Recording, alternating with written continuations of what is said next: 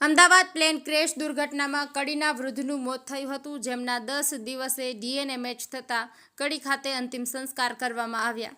ગઈ તારીખ 12 જૂનના રોજ અમદાવાદથી લંડન જતું એર ઇન્ડિયાનું બોઇંગ વિમાન ટેકઓફની થોડી જ મિનિટમાં ક્રેશ થઈ ગયું હતું, જેમાં 250થી વધારે લોકોના મોત થયા હતા, જેમાં મૂળ કડીના પર કરણપુરના રહેવાસી અને હાલ ત્રિભુવન સોસાયટીમાં રહેતા રતિલાલ પટેલનું પણ અવસાન થયું હતું.